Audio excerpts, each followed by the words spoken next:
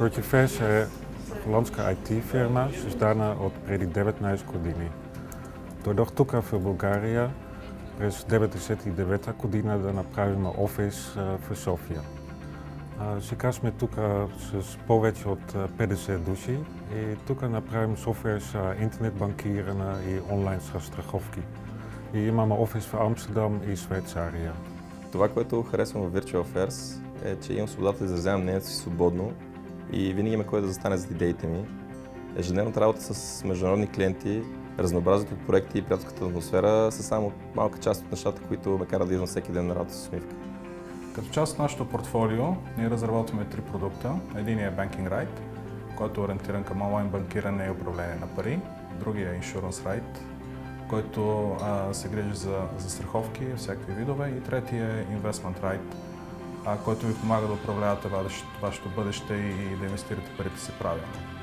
И трите продукта показват нашия поглед върху финансовата индустрия и идеята ни, че ежедневните неща, като превод на пари или застраховки, трябва да бъдат прости, бързи и красиви. Отскоро съм част от QA екипа на компанията. Всеки нов ден, всеки нов проект са предизвикателства както за мен, така и за всички останали. Помагаме си, вземаме решения заедно, обменяме идеи, едновременно с това се забавляваме. Най-ценното за мен тук са хората. Знам, че мога да разчитам на тях и затова постигаме винаги целите с усмивка. Част съм от мобилния екип на Virtual Affairs от почти година вече и работи по доста разнообразни проекти. Тази година имах възможността да посетя офиса ни в Амстердам и да се срещна лично с колегите, с които постоянно работим. Тук определено е място, където човек може да развие потенциала си и да направи нови приятели. Това, което ми харесва в Virtual Affairs, в работата ми, е, че мога непрекъснато да експериментирам с нови технологии, което от своя страна помага и на продуктите им винаги да са модерни. Ако имам някакъв проблем, знам, че мога да се обърна към колеги да го решим заедно. А пък ако в някакъв момент се почувствам отварен през деня, имаме напълно заредена в кухня, в която има всичко, или просто отива в фанрума да играя на някои от игрите ни, в отбора по джаги, или просто изпия едно кафе на терасата ни. Последните 2 години Virtual Affairs ми помогнаха да науча много нови неща, а също и да видя, че още има какво да уча.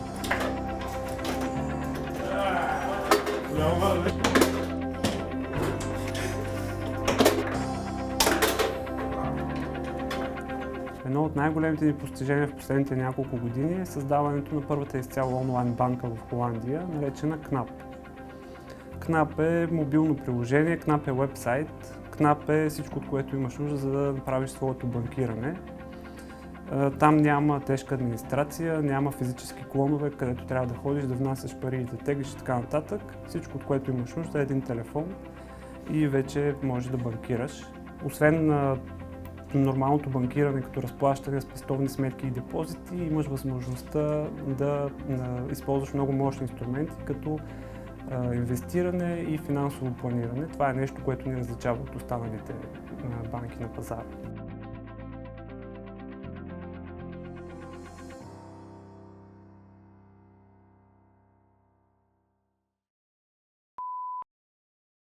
Чувствам се като Бойко Борисов. Вено ли? Едно от най-големите ви постижения в последните няколко години е създаването на първата изцяло онлайн банка. Добре, пак ще пробвам. Пак ли цялото трябва да го кажа? Нещо друго ще я казвам за KNAP. Добре, като част от нашото портфолио ние... Това е. Може би за това постигаме целите си с усмивка. Проекти, майко. Да, бе, да. Да, и потен. Добре, с тия тук. Пак ли? Да.